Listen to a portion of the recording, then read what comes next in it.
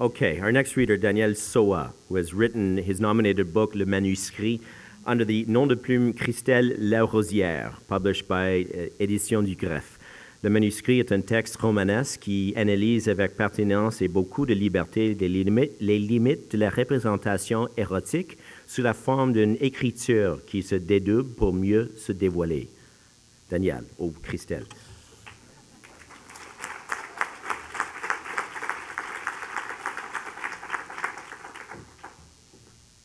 Merci. Moi, j'ai décidé de revenir tous les ans au Trillium pour se débarrasser de cette photo. Je trouve ça épouvantable.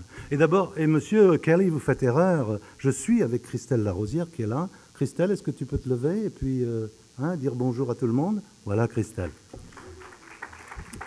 Voilà, alors écoutez, ce livre est un livre un petit peu spécial, est un livre qui me tient tout à fait à cœur. L'histoire, pour être très rapide, et ça vous expliquera les extraits que je vais en lire, c'est à propos d'une fille de joie, d'une dame, d'une escorte, qui trouve dans ses affaires un journal intime. Un journal intime d'un vieux monsieur qui a peut-être 75 ans. Et bon, il y a entre cette fille de 25 ans et ce monsieur de 75 ans quelque chose qui se produit, quelque chose qui se passe, une harmonie, un dialogue. Un dialogue entre ce monsieur qui n'est pas là et qui n'existe que parce qu'il écrit, et cette demoiselle qui réagit à chaque étape du dialogue, soit en rejetant ce qu'il dit, soit en l'acceptant. Il faut savoir, pour les extraits que je vais lire, ça c'est les boissons, ça. Pour les extraits que je vais lire, il faut savoir que c'est une histoire de paternité, ce sont des histoires de paternité, et il faut savoir que la profession, elle donc, est fille de joie, son père est tailleur. Voilà, ça c'est très important pour comprendre ce qui va se passer maintenant. Voilà. Alors, un passage du journal intime d'abord. Je viens d'apprendre que je vais être grand-père. Oui, mon fils a annoncé il y a quelques heures qu'il avait procréé. Je me sens perplexe. Ce garçon n'est-il pas trop jeune? Le garçon lui-même avait l'air tout étonné. Il n'en revenait pas, m'a-t-il semblé. Mais à vrai dire, moi non plus, je n'en suis jamais revenu. Moi-même, je n'ai jamais pu m'habituer à être père. Comment un être comme moi, plutôt laid, inconsistant, médiocre et craintif, comment ai-je pu moi-même faire des enfants? C'est un miracle ou une erreur de la nature. Et c'était bien ce fils qui, justement, m'avait dit « Mais papa, je me demande comment tu as pu plaire à une femme. » Et voilà, le fils était devenu père à son tour. Cette pensée a soudain amené sans prévenir une coulée de larmes irrépressible. Que lui dire en effet de ce rôle que je n'ai pas su tenir?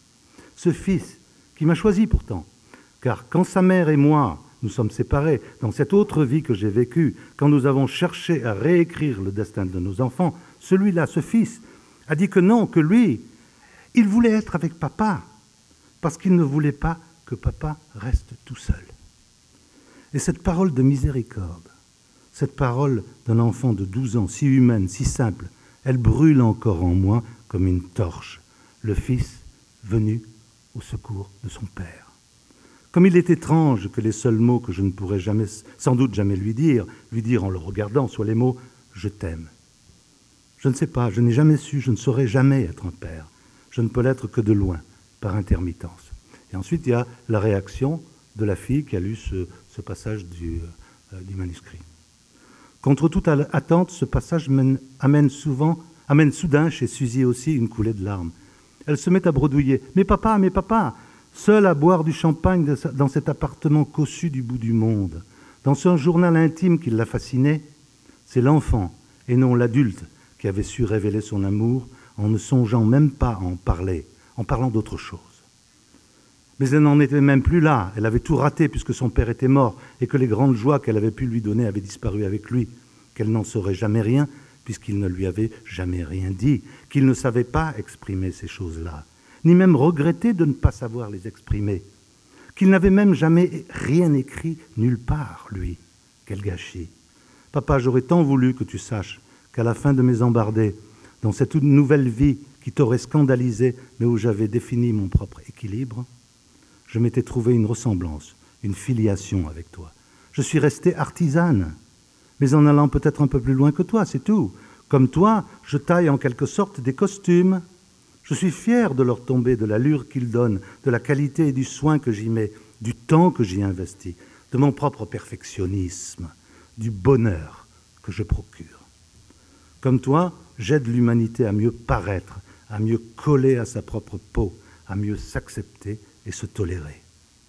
Comme toi, je suis dominé par des sentiments simples et positifs, la beauté, le plaisir, l'esthétique, la plénitude des sens, le travail sur la matière, sur la fibre naturelle.